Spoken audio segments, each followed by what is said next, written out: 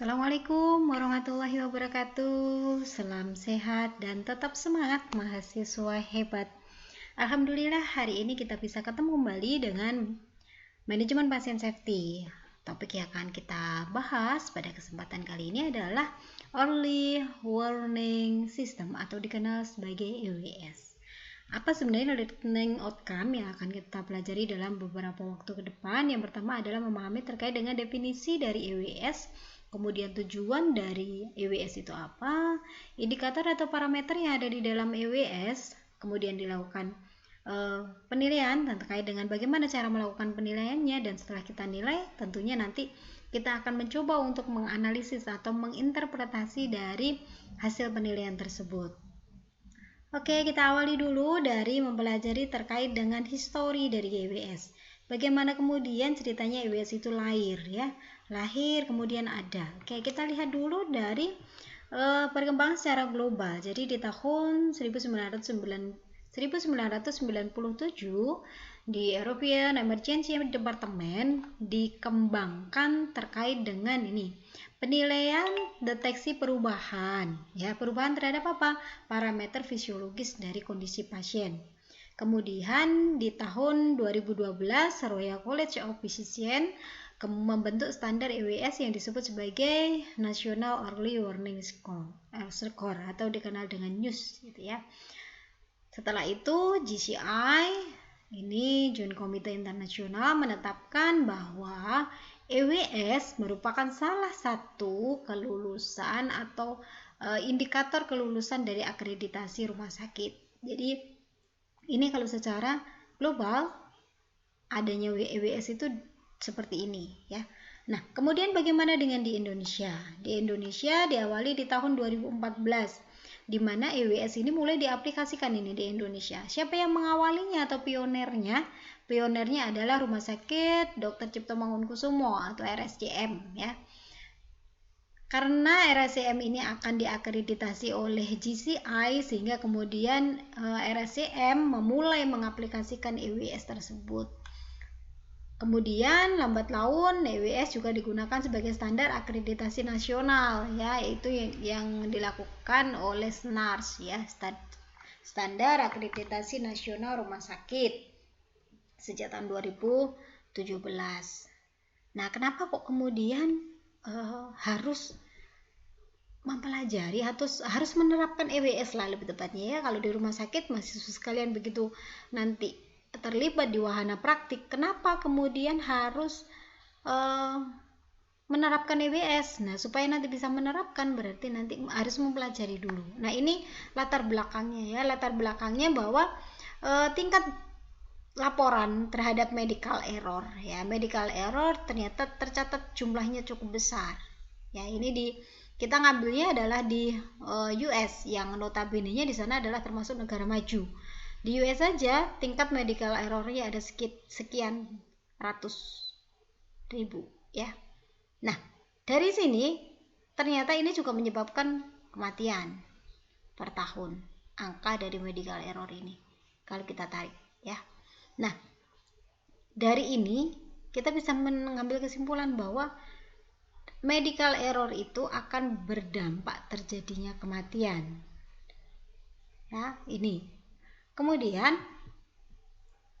selanjutnya adalah dari adverse event atau yang kita kenal di insiden keselamatan pasien adalah KTD ya, atau adverse event, di mana dilaporkan bahwa delay of misdiagnosis ini angkanya tinggi. Keterlambatan atau kesalahan diagnosis ini ternyata angkanya tinggi dibandingkan dengan adverse event yang lainnya. Selain itu, ya, kehilangan, keterlambatan ataupun kegagalan dalam menindaklanjuti laporan ini ternyata juga sering sekali terjadi dibandingkan dengan angka-angka yang lain. Nah, ini yang menyebabkan kenapa kemudian EWS itu juga penting loh, harus diterapkan. Selain itu, ada laporan bahwa 60% kejadian kardiak arrest ya, gagal jantung, serangan jantung, kematian, kemudian ICU admission yang tidak terencana, ini sebenarnya diawali dari perubahan hemodinamik dari klien atau pasien kita. Jadi tanda-tanda vital pada pasien itu menunjukkan adanya perubahan sebelum terjadinya cardiac arrest, kematian ataupun ICU admission. Sehingga kalau kemudian ini bisa dikenali secara awal, pastinya kita bisa mencegah atau menghindarinya. Kayak begitu. Sehingga kalau dilihat bahwa kegagalan menyelamatkan pasien ini karena apa, gitu ya. Setelah diteliti, ternyata kegagalan dalam menyelamatkan pasien ini dikarenakan tidak mengenali sinyal atau tanda awal adanya kegawatan. Karena tidak dikenali sinyal tersebut, akhirnya tidak mampu untuk melakukan tindakan saat kondisinya sudah terjadi perubahan. Nah, oleh karenanya, makanya kemudian untuk mencegah dan mengurangi kejadian buruk atau kalau di rumah sakit disebutnya adalah code blue. Jadi kondisi pasien yang memburuk, kondisi kritis pasien itu akan dikenal dengan code blue. Dengan cara apa? Dengan merespon tanda awal perubahan, perburukan klinis atau fisiologis. Nah, cara merespon ini berarti butuh sistem. Nah, sistem itu apa namanya? Makanya dikenal dengan EWS. Nah, sekarang kita pahami dulu apa definisi dari EWS. Oke, National Early Warning Score merupakan sistem penilaian kumulatif ya, berarti gabungan yang menstandarkan penilaian tingkat keparahan penyakit akut.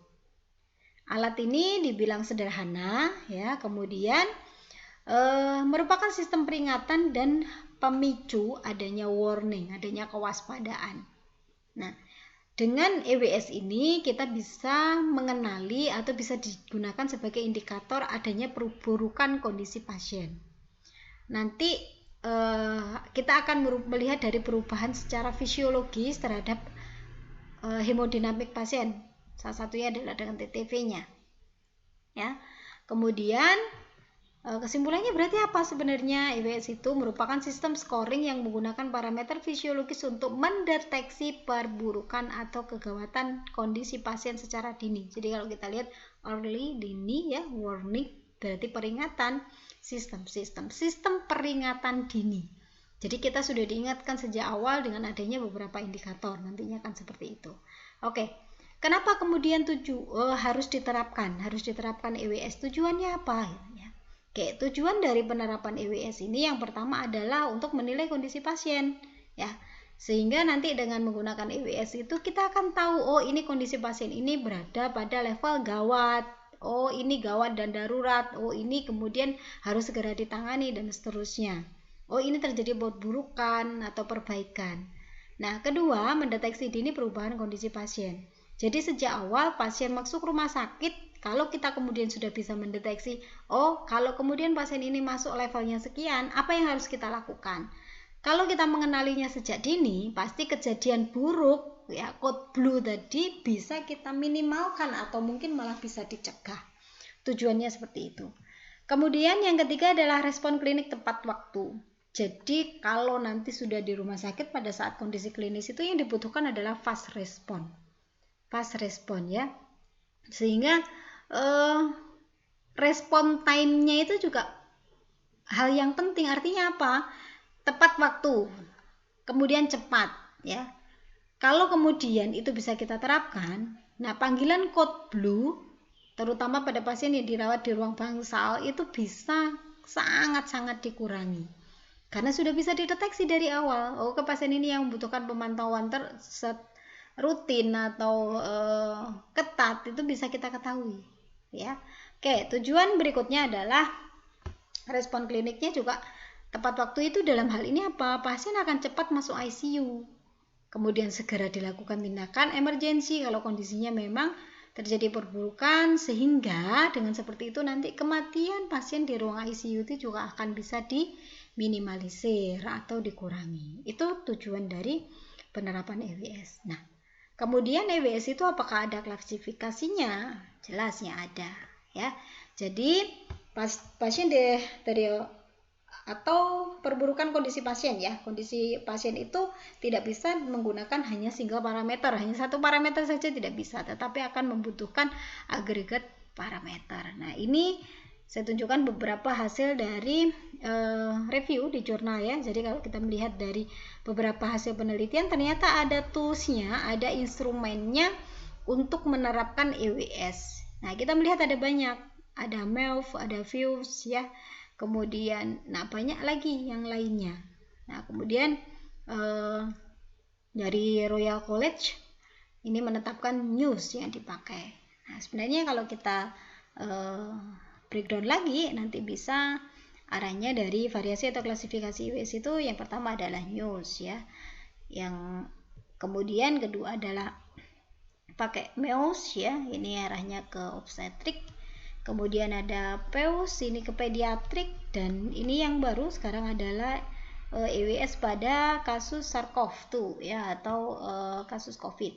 Nah, ini ada sendiri-sendiri ya, ada yang membedakan secara garis besar sama, tetapi nanti ada perbedaannya. Nah, ini yang akan dibahas oleh mahasiswa sekalian di next pertemuan ya. Oke. Indikator dari EWS itu apa? Tadi katanya kan kita menilai, melihat parameter, berarti parameter itu pasti ada indikatornya.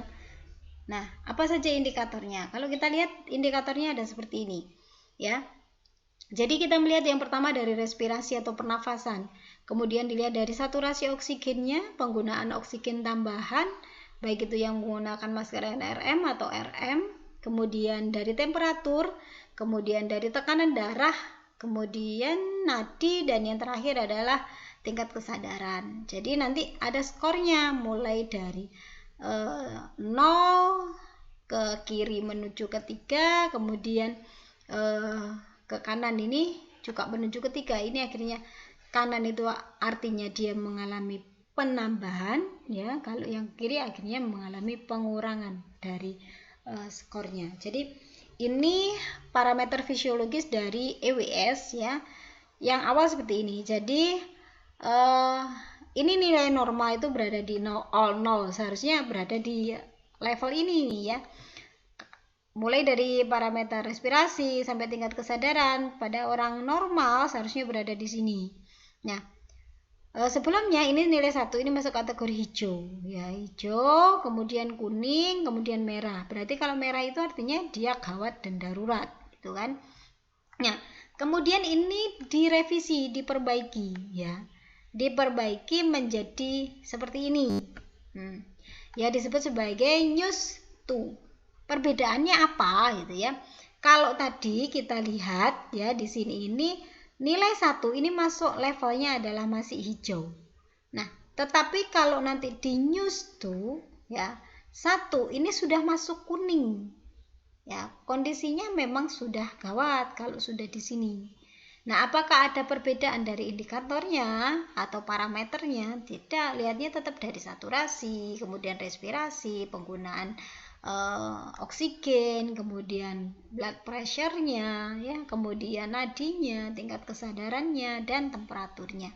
Yang digunakan seperti ini. Nanti cara mengaplikasikannya adalah begitu ketemu dengan pasien dilihat respiration rate-nya berapa, dihitung gitu ya. Nah, dia masuknya berapa. Nah, nanti kita tinggal memasukkan saja dia cocoknya dengan di kolom yang mana, nilai yang mana gitu misalkan ya. Kemudian saturasinya juga seperti itu. Nah, nanti setelah kita masukkan sesuai dengan kondisi pasien, baru kemudian kita masuk ke tahap berikutnya. Kita melihat respon klinis ya, kita interpretasi, kita analisis hasilnya. Ya, jadi kalau misalkan nanti skornya itu adalah di total skornya, kumulatifnya itu adalah rentang 0 sampai dengan 4, berarti risiko klinisnya adalah rendah. Nah, kalau kemudian nanti dia masuk tahapnya di kuning, nilainya sekian ini ya. Kemudian, oh iya, ini risikonya adalah rendah sampai dengan sedang. Kalau skornya 5 sampai dengan 6, berarti dia masuk kategorinya adalah sedang. Ya, kalau nilainya 7 atau lebih, dia masuk kategori berat. Nah, bagaimana kemudian penata laksanaannya kalau sudah seperti ini? Nah, ini tadi ya. Jadi kalau misalkan dia resikonya rendah atau warnanya kuning, berarti kita lihat ya. Lakukan respon. Responnya bagaimana? Selalu langsung dilakukan asesmen oleh perawat senior. Direspon segera maksimal 5 menit. Kemudian dilanjutkan dengan tindakan monitoring sampai dengan evaluasi ya. Contohnya seperti ini. Kalau kemudian tidak terjadi peningkatan skor, berarti harus observasi. Kalau terjadi peningkatan skor, berarti dia naik level. Artinya kondisinya semakin memburuk, dari resiko rendah menjadi resiko sedang. Tindakan yang harus dilakukan apa? Jelas akan berbeda. Begitu dia naik level akan lebih intens, lebih berat lagi kondisi pasien. Berarti tindakan kita juga akan lebih marahnya dalam mengatasi kegawat daruratannya. Jadi kalau kita lihat, contohnya ini di skor 7 atau lebih, ini berarti ada resiko tinggi pasiennya.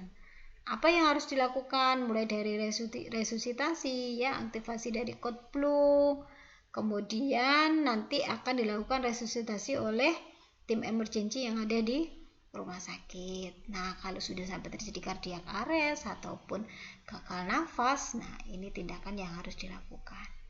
Ini pentingnya, jadi kalau kemudian kita sudah menilai sejak awal kondisi pasien, otomatis itu akan mempengaruhi ya. Jadi di tahap awal kita sudah berpikir kritis, oh iya pasien saya masuk kategori risiko sedang. Berarti nanti saya harus mengambil keputusan klinis atau clinical judgment. Apa keputusan klinis yang harus saya lakukan? Ini ya, algoritma penata laksanaannya akan seperti ini. Nah, kemudian next tindakannya akan seperti ini. Oke, nah kita lanjutkan. Ini ada beberapa kasus, nanti akan coba kita pelajari begitu kita tatap muka langsung ya. Kita akan coba mengaplikasikan. Kalau misalkan ada data-data seperti ini, kemudian akan kita masukkan nih nanti ke sini. Oke, kita masukkan ke dalam kolom-kolom ini dan kita simpulkan nih pasiennya masuk kategori apa? Apakah kuning? Apakah orange? Atau ke merah ya. Oke, itu mungkin yang bisa saya sampaikan terkait dengan early warning system. Semoga informasi yang singkat ini sangat bermanfaat untuk mahasiswa sekalian, jadi bekal untuk mengenal kondisi klinis pasien supaya tidak terjadi perburukan. Oke, terima kasih banyak atas perhatiannya. Wabillahi taufiq wal hidayah. Assalamualaikum warahmatullahi wabarakatuh.